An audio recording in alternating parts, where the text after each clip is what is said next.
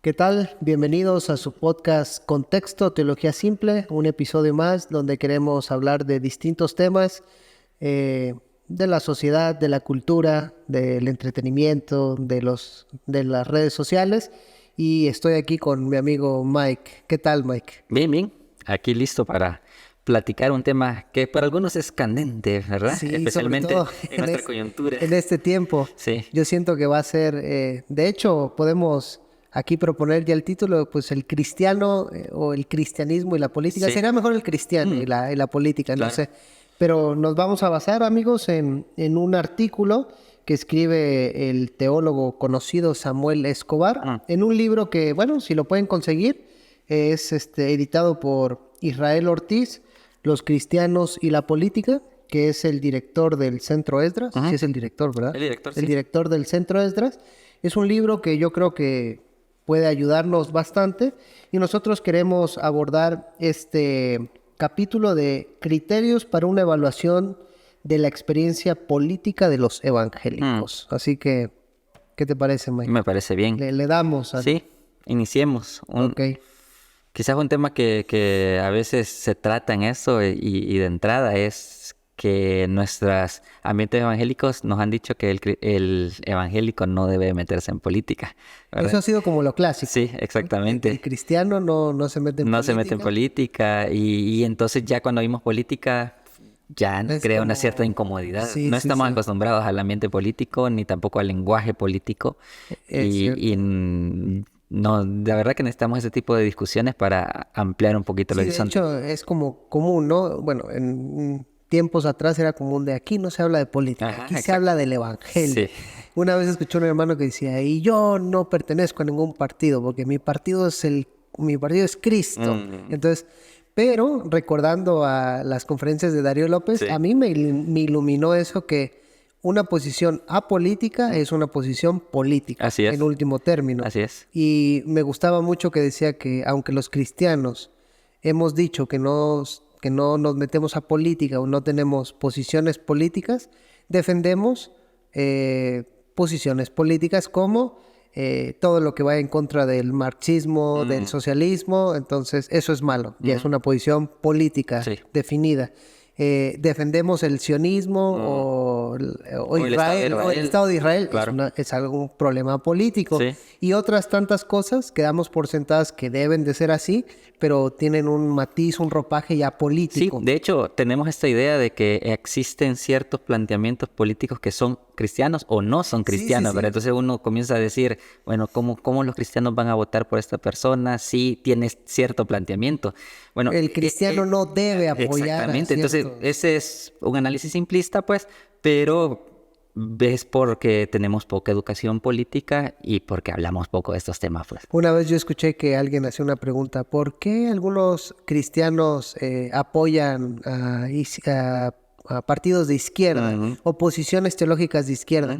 ¿Qué acaso no han nacido de nuevo? Ya implicaba de que el que tenga una posición política tirándole a la izquierda Sí, sí, es un inconverso. Y lo mismo. que tenía, casi como si el Señor Jesús hubiera dicho a Nicodemo, tienes que nacer de nuevo y creer en la derecha política. Sí, para exactamente. que- Y es interesante, pero del otro lado del espectro político también se dice Sucede lo mismo, sí, sí, exactamente. sí. Como un empresario. Sí, esto. sí, exacto. No ven que los ricos no heredarán el reino de los cielos. Entonces, bueno, necesitamos más educación política. ¿Cómo le entramos al artículo? Mira, algo que me llamó la atención, tanto de Israel Ortiz como de Samuel Escobar, es que muestran de que esto que estamos hablando sigue, pero ha cambiado un poco el panorama. Es decir, todavía hay cristianos de que no se meten o no quieren meterse a la política, pero ahora, en tiempos recientes, ha cambiado el escenario porque ahora vemos muchos cristianos involucrados en la política, metidos en partidos políticos.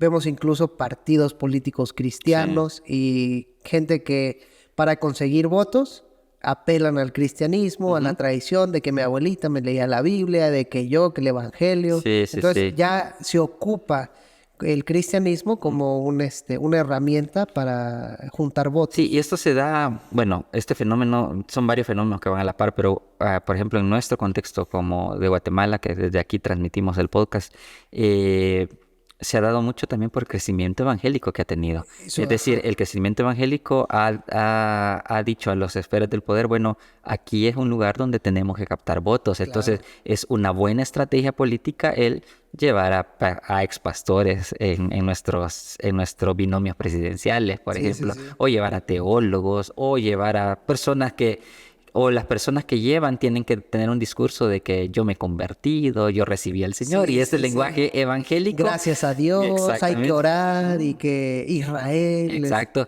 Entonces, esto ha sido no solamente porque los evangélicos han querido meterse, que sí se da, pero también porque el espectro político ha visto que ha crecido el número de evangélicos, por lo tanto necesitan una representación. Sí, de minoría espacios. Ahora ya es un grupo fuerte. Sí. Un grupo fuerte políticamente en el sentido de que en algunos casos puede ser determinante tener al pueblo evangélico de tu lado. Claro. Que si votamos todos por ese partido o ese candidato, pues gana. Sí. Gana, así. Sí, o sea, al menos ese es su pensamiento, ¿verdad? Hay varios estudios que hacen notar que casi en toda Latinoamérica el voto evangélico no es monolítico, es decir, no se va siempre por un solo candidato, sino que se reparten diferentes, pero la intención de ellos es juntar la mayor cantidad posible, ¿verdad? Bueno, gracias a Dios por esa encuesta, porque revela que hay gente con criterio. Exacto. Entonces, que es como, bueno, si todos se van por acá, yo no. Sí, y una diversidad que al final creo yo que le beneficia al juego democrático, porque obviamente no podemos poner todos los huevos en la misma canasta, ¿verdad? Sino que necesitamos esta pluralidad de voces para poder tener un buen diálogo y buscar consensos para lo mejor del país. Sí.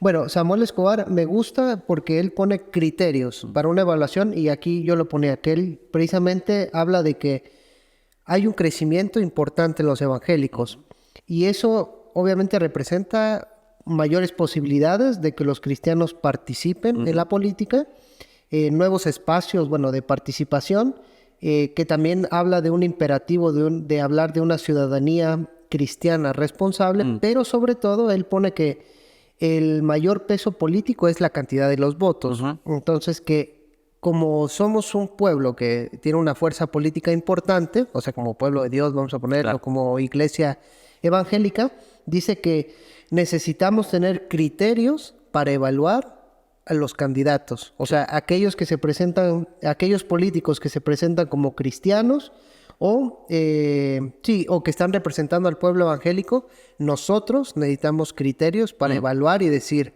¿es cierto? ¿No es cierto? ¿No me conviene? ¿Sí me conviene? Entonces, a mí me parece muy valioso ese artículo porque a veces navegamos como en esa ambivalencia, ¿no? De ¿qué hacemos? Sí, claro. Él se dice cristiano, él se dice evangélico, y eso tiene que determinar mi voto, no lo tiene que determinar. Y si me parece más un candidato que incluso es ateo, ¿qué hago? Entonces yo creo que él pone criterios que nos pueden ayudar y guiar en esta toma de decisión. Sí, creo que el artículo supera la discusión primaria que dijimos, ¿verdad? ¿Debe el evangélico participar en política? Bueno, sí, pero ahora, ¿bajo qué criterios tiene que hacerlo? Sí. Si va a participar a través del voto, ¿qué criterios lo van a guiar? Si va a participar a través de una plataforma de partido político, ¿qué criterio tiene que guiar? Si va a participar a través de una plataforma ciudadana, porque también se puede participar así, ¿qué criterio tengo que encontrar para ver en dónde puedo participar del juego político? Eso es un buen punto, lo que tú dices, que la política no es solo un partido político, no es solo a través de una elección. Es una forma de hacer política, pero podemos hacer política a través de organizaciones sin fines de lucro, no gubernamentales. Organizaciones civiles. Desde la organización comunitaria también. No necesitamos tampoco hacer política, por ejemplo, a nivel nacional, ¿verdad? Sino que pues podemos movernos en la política regional, en la política de mi municipio, en la política de mi barrio, ¿verdad? Hay diferentes estructuras de donde hacer política.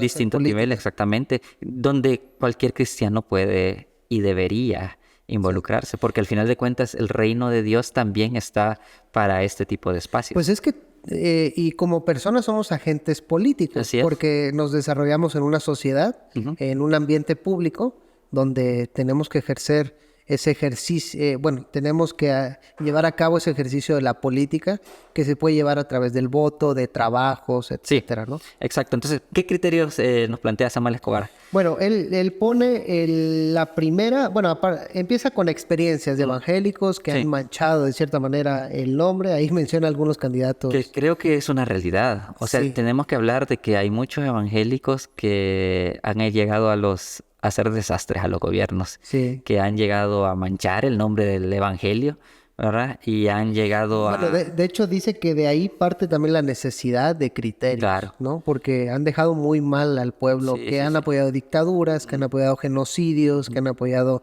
políticas injustas o que deshumanizan. Entonces, yo creo que de ahí, no sé qué más recuerdes. Sí, bueno, creo que esto es una buena plataforma porque, si bien es cierto, tenemos a estas figuras que no vamos a mencionar los nombres, Sí, sí, pero la gente lo sabe, que se han dicho evangélicos y han hecho estragos, pero nosotros los votantes anónimos también podemos participar de esas políticas también. O sea, nosotros con nuestro voto, con nuestra aprobación o con nuestro silencio, El silencio, podemos sí. participar de esas desastres que se ha hecho, ¿verdad? Sí, sí, sí. Y entonces deberíamos de sentirnos a veces hasta responsables de las cosas que pasan, pues, o sea, porque somos una fuerza política importante. Sí.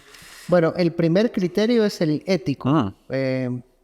¿Qué recuerdas de Sí, este bueno, ético? básicamente es el hecho de que la persona que se dice cristiana y que va a entrar al campo político tiene que tener ciertos estándares de comportamiento que lo resumiría que vayan de acuerdo al propósito de Dios y a los valores del reino de Dios. No podemos votar por personas que se dicen cristianas, pero que su comportamiento moral, su comportamiento político, sus formas de conseguir el De dirigir su dinero, vida, de dirigir su vida, su familia, vaya en contra de De hecho, esto. aquí, de hecho, ponía una cita, ¿no? De que Jesús demanda un nivel de conducta más elevado que el nivel nominal predominante. Sí. Y cita cuando le dice a los judíos, os digo que si no superáis a los maestros de la ley y los fariseos en hacer lo que es bueno delante de Dios, no entraréis en el reino de los cielos. Sí. Y él dice, se espera que el discípulo de Cristo cumpla la norma y aún vaya más allá. Sí, O sea, de esto no están exentos los políticos. Sí, exactamente. Si el político, algo que me gusta que dice es de que el político en el momento que se dice cristiano, ya tiene un marco en el cual va a rendir cuentas y en el cual su responsabilidad se tiene que mover. Porque Así si es. él se dice cristiano, entonces la responsabilidad es de la comunidad cristiana. Así es. Y también es donde debe de rendir cuentas. Sí, y es bien complicado porque en los ambientes políticos, ya sabemos, es bien difícil mantener una ética Sí, acorde a los valores del reino de Dios, porque muchas políticas que ya están enquistados en los estados son políticas deshumanizantes, son políticas corruptas, son políticas injustas, son políticas que van en contra de la dignidad humana.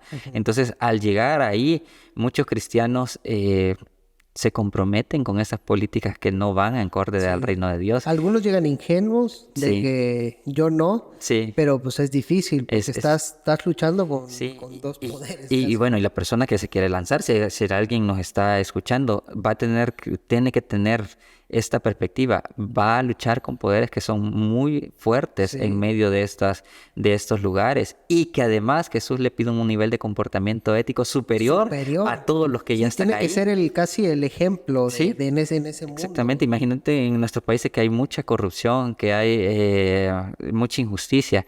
Bueno, se espera que las personas cristianas no participen de esa Sí, sí, corrupción. sí. Lastimosamente eso se Pero da. a veces he escuchado la justificación de, bueno, es que si como el sistema es así, hay que entrar en el juego del sistema, casi como el fin justifica los Sí, medios, sí, ¿no? sí, sí. Entonces, bueno, si esto va a traer cierto avance o cierta financiación, Sí. pues ni modo. Ahí, aunque el camino esté medio lodoso, pues lo importante es qué se va a hacer. Sí. Pero, pues, el Señor Jesús nos insta de que el fin tiene que ser bueno, pero también los medios tienen sí, que ser buenos, sí, porque si exactamente. no, los medios manchan ese fin. Y es triste porque vemos en otros países, y no solo aquí en Guatemala, que la comunidad evangélica dice, porque él va a poner este tipo de políticas, no me importa cómo viva su casa. Porque va a tener esto, no me importa que tenga problemas con la Procuraduría. Si va a meter nuestra agenda al Congreso, Estuvo preso, exacto, no no importa. importa eso porque Dios lo puede usar así. Bueno, sí es cierto que Dios puede usar a personas, no importa su condición, pero no tenemos que ser ingenuos. O sea, el nivel y el estándar moral, ético de las personas que vamos a apoyar, tiene que tener lo que Jesús espera Y y lo que aparte Jesús lo han ido demanda. demostrando a lo Exacto. largo de su vida. No Sí. es de que van a llegar a la presidencia. Y van Esto se van a cambiar, de ¿verdad? repente ya es Sí. el mejor cristiano que Claro. conocía, ¿no? Sí. Yo escuchaba un análisis, fíjate que yo creo que este criterio ético le falta tanto a los políticos que entran, pero también a nosotros para evaluar. Porque al último, recuerdo el caso de Donald Trump. O sea, para el cristiano a veces la moralidad le vale un comino. Ujú. Es como si él representa mi agenda y mis intereses, a mí qué me importa cómo se comporte. Y ahí está el caso de Donald Trump. ¿Cuánto es que Donald Trump es antiaborto? Es que Donald Trump es, bueno, pro vida y que está en contra de los homosexuales y que está en contra de esto, pero si lo acusan de haber pagado una actriz porno por no hablar, ¿eso qué importa? Sí, O sí, sea, sí. eso me vale. Lo Claro. que me importa es que prohíban el aborto, prohíban los matrimonios Sí, sí. igualitarios y que no sé qué, tantas otras cosas, Claro. ¿no? Y no importa lo demás. Sí. Sí, como cristianos deberíamos tener un mejor criterio. Un mejor criterio. Estándares O sea, éticos. y Jesús nos lo exige, Jesús nos lo exige, Jesús nos lo pone. Entonces, es cierto, no solo para el que llega, sino para nosotros mismos, por quién votamos. Y algo más que estaba leyendo en esta semana, ¿quiénes financian a estas personas que estamos votando? Porque se da mucho en nuestro Es que caso. como dicen, sigue el dinero. Sí, Y el exactamente. que pone el dinero es el que va a mandar. Exacto, Ahí entonces, la política es así. entonces nosotros muchas veces nos gusta alguien como habla, nos gusta que dice las cosas de frente, que dice las cosas así directas, ¿verdad? Pero no vemos quién está detrás. Y a estas personas que están detrás también debemos de darle este criterio ético. Imagínate si el dinero lo pone el narco. Es decir, Claro, si el- ¿qué vas a esperar? Exactamente, si el dinero lo pone personas corruptas o algo así, o familias que ya sabemos que están involucradas en cuestiones un poco dudosas, bueno, es que también tenemos que tener ese criterio con las personas que están poniendo el dinero. Porque, bueno, aquí vamos a revelar algo. Soros no es el único malvado en el Sí, mundo. exactamente. También hay más gente, hay gente Sí, malvada además de Soros. Sí, sí, sí. Porque todos es, no, Soros. Pero como si él fuera el único adinerado que va en contra de la humanidad. Sí, Hay exacto. un montón de... Hay muchos y muchas agendas también que van en contra de la humanidad y que van en pro de la deshumanización, de la injusticia, de la corrupción. Entonces, bueno, este criterio ético es sumamente importante. Y poco tomado en cuenta. Yo creo que pocas personas se dan a la tarea de leer las hojas de vida de las personas.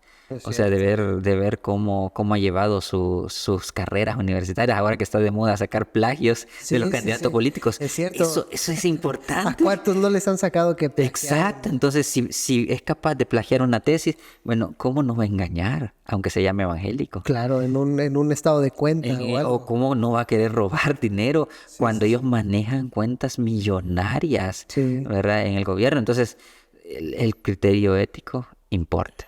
Mi suegro tenía una frase de que en arca abierta hasta el santo peca, creo, ¿no? Sí. Entonces hay que tener cuidado con eso. Sí, sí, sí. Ese es el primer criterio. ¿Qué otro criterio da Hay otro que Samuel me Escobar? parece interesante que es el criterio teológico. Entonces, él dice que obviamente debe haber una reflexión teológica Sí. que sea específicamente evangélica. Eso me gustó, pero dale. Sí, yo creo que por nuestro mismo paradigma que dominó por muchos años el pueblo evangélico, creo que este criterio teológico es un criterio en el cual estamos todavía verdes y en formación.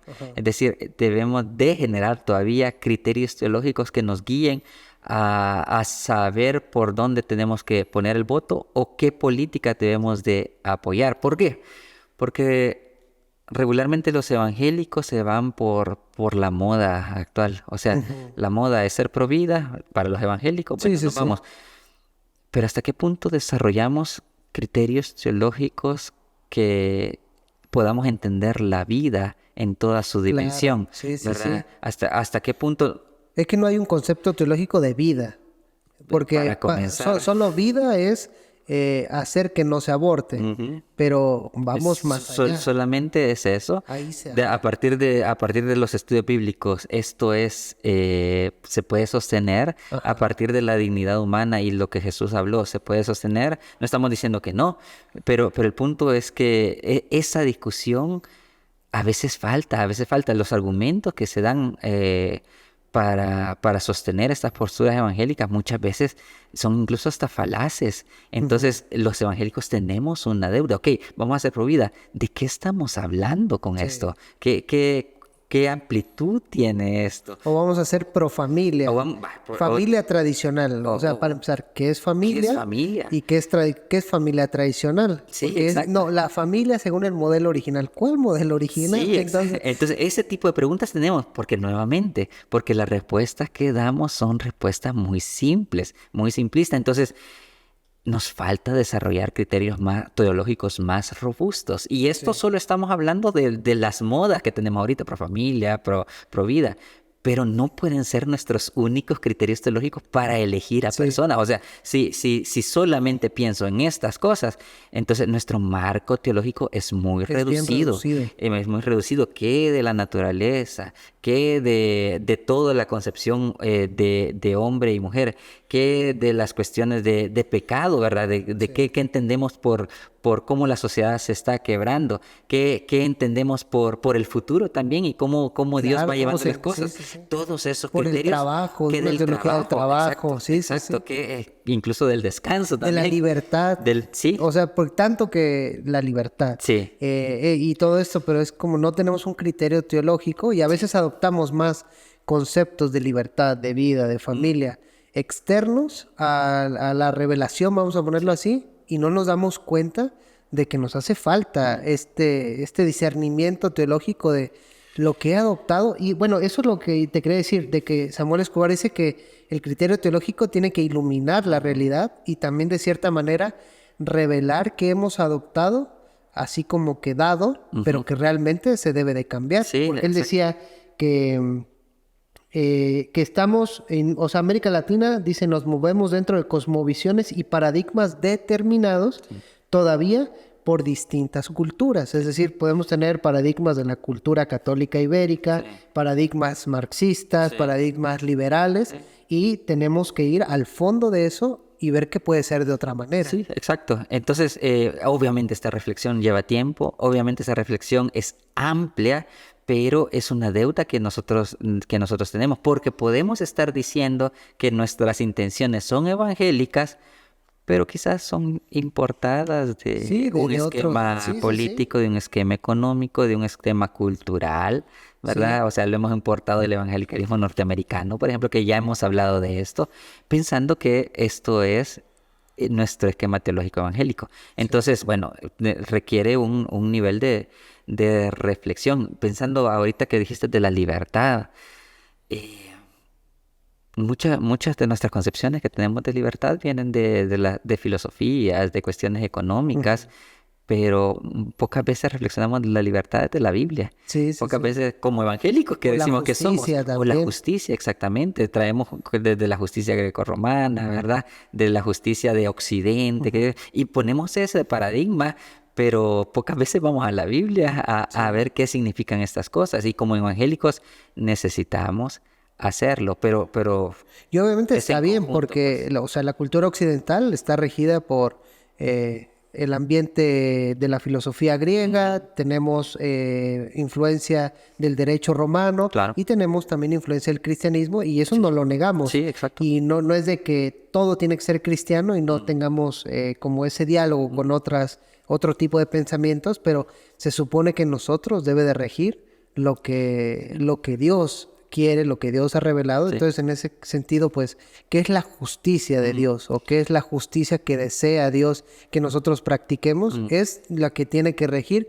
En ese sentido, a veces importa un pepino si esto es izquierda, derecha, es como, pues, ¿qué tiene? Si es lo que yo creo que Dios quiere, pues lo voy a practicar independientemente. Sí. En eso, una vez cuando... Ese es un rompimiento bastante grande, la verdad. Sí, la verdad, a mí me gustó cuando Laje debatió con Gloria Álvarez, que Gloria Álvarez era como, no, pero es que tú entonces no eres liberal. Y él decía, vaya, sí, entonces no lo soy. Claro. Me vale un pepino si me catalogas como liberal o no. Ajá. Entonces yo dije, creo que eso nos enseña algo importante de también a veces cómo nosotros debemos de ser. Sí, exactamente. Entonces, debemos de llevar más allá. Y bueno, aparte de este cuestión teológica es que las personas que debaten teología y esto tienen que interesarse por la política también. Sí. O sea, al final de cuentas, nuestros planteamientos teológicos, por eso buscamos llevar la teología a un lenguaje simple. Nuestros planteamientos teológicos tienen que ir al marco político, porque el marco político importa para cómo las personas están viviendo su realidad. Entonces... Ahí las iglesias son una excelente plataforma, sí. pero otra vez falta cultura, falta discernimiento político, falta conocimiento bíblico, Sí, porque, bueno, ya hablamos de que hay un criterio ético. Bueno, criterios que nos da Samuel Escobar, o que nos propone, es el criterio ético, el criterio teológico. Sí, que estamos en pañales, que hemos se dicho. puede dar desde el púlpito, Sí. que se puede dar desde los seminarios, Claro. ir formando mentes teológicas que todo lo vean a la luz de la revelación. Así es. Y eso nos puede ayudar. Aquí Sí. me gustaba algo que él decía de que algunos cristianos se resisten a la secularización, porque dice que rehúsan la idea de que el mundo de la política es un mundo plenamente secularizado. Y cita a un autor que dice que en cambio el protestantismo acepta que la esfera política esté secularizada. Yo creo que es algo que puede ser relevante para nosotros, que nos cuesta entender de que el mundo no va a ser cristiano, Sí, o sí, no sí. tiene que ser cristiano. O no porque tiene que ser evangélico. o no tiene que ser evangélico, Claro. porque siempre queremos una política pública porque el aborto es antibíblico. Bueno, a lo mejor podemos concluir que es antibíblico, pero no por eso vamos a imponer o creer que si ponemos una ley, ahora ya el cristianismo está resguardado. Y yo creo que eso es lo que Samuel Escobar dice que son las reminiscencias de nuestro pasado colonial católico. Sí. De que como ellos veían las estructuras de poder dominadas por la religión, ahora nosotros también pretendemos hacer lo mismo. Ahora que nosotros formamos parte de la mayoría, cuando, al menos en el planteamiento de Escobar, el protestantismo puede sobrevivir. Aunque Y verlo como una oportunidad. Sí, y como una oportunidad, aunque el gobierno sea secular. Claro. De hecho, si es secular, hay mayor forma para ellos de alumbrar y permear esa estructura. Exacto. Que si fueran de control religioso, digamos. Pero muchos se dejan guiar por eso, ¿no? Como él es cristiano, va a imponer una agenda cristiana y eso nos va a convenir, pero es que no entendemos de que el mundo, pues no necesariamente va a ser cristiano. Sí, exacto. Estamos en una constante lucha. Y a veces, y la verdad que juegan con nosotros, porque vez tras vez los partidos dicen, vamos a poner la lectura bíblica obligatoria, por ejemplo. El día de oración. El día de oración, y ya van todos ahí. El día del ¿verdad? ayuno. Sí, exacto. Entonces...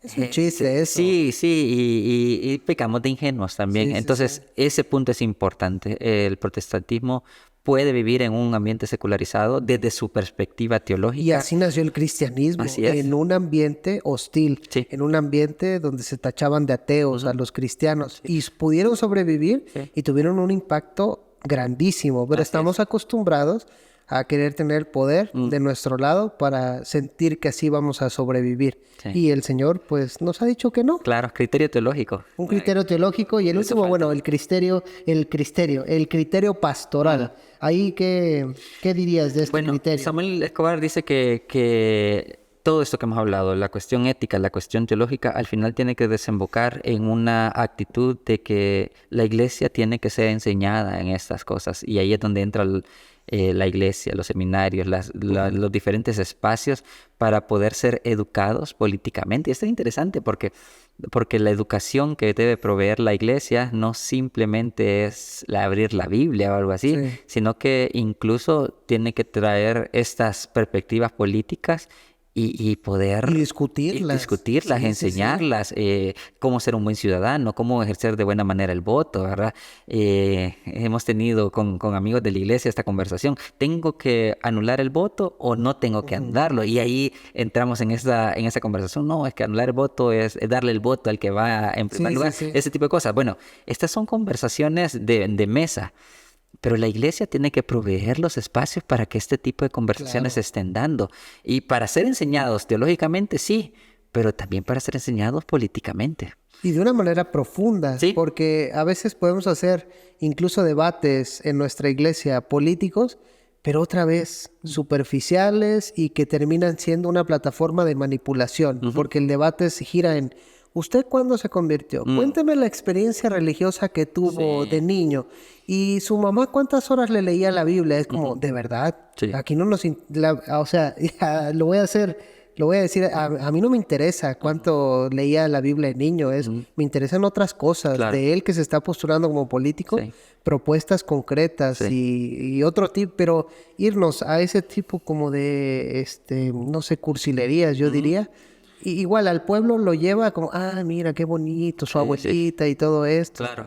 Sí, y otra vez, la iglesia tiene culpa en educar a las Sí, personas ahí para se ser ve el ingenuas. bajo nivel Sí, teológico que exacto. manejamos. Pero también tenemos responsabilidad para poder levantar un poco el nivel de discusión, ¿verdad? Claro. Entonces, de tal forma que los pastores que están oyendo, por ejemplo, puedan educar a las personas a que puedan ir y leer el plan de gobierno de las personas. Sí. Que puedan educar a las personas para que vayan y puedan leer los presupuestos, de dónde van a sacar el dinero. Y no pasa nada si una escuela dominical la ocupan para eso, para reflexionar. De reflexionar y ver y comparar los planes de gobierno con los valores del reino de Dios y ver de dónde van a sacar el dinero y ver si esto está bien distribuido o si lo que hacen es, no sé, algo oscuro que da señales de corrupción y no y no de probidad, ¿verdad? Entonces, la iglesia tiene que estar haciendo este tipo de cosas. Mira, algo que no dice Escobar, pero yo me atrevería a proponer es de que en la pastoral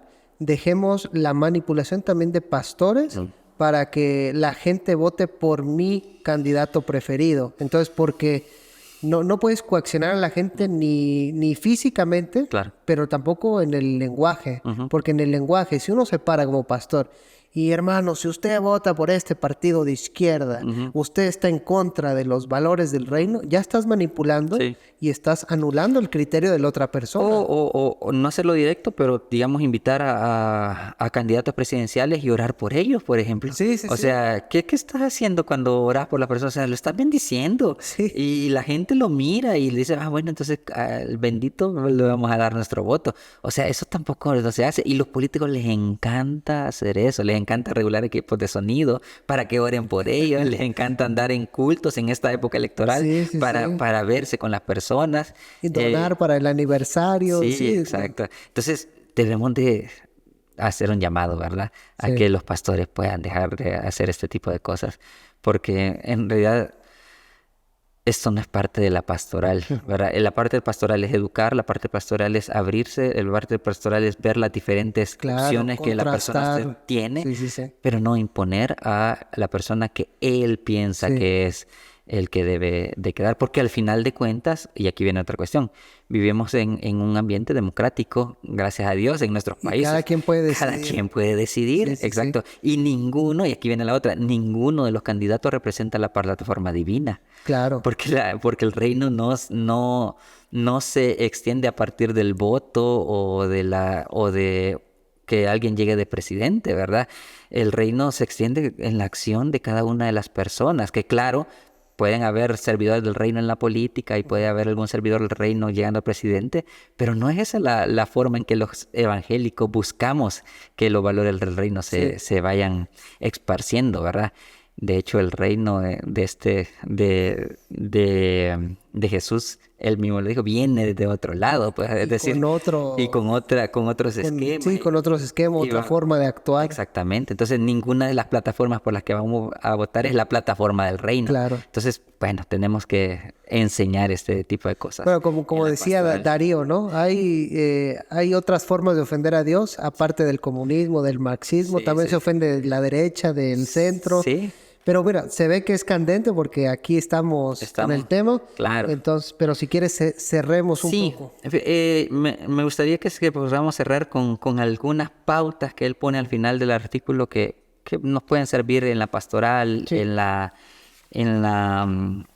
en nuestra discusión teológica, en nuestras discusiones con personas, con hermanos.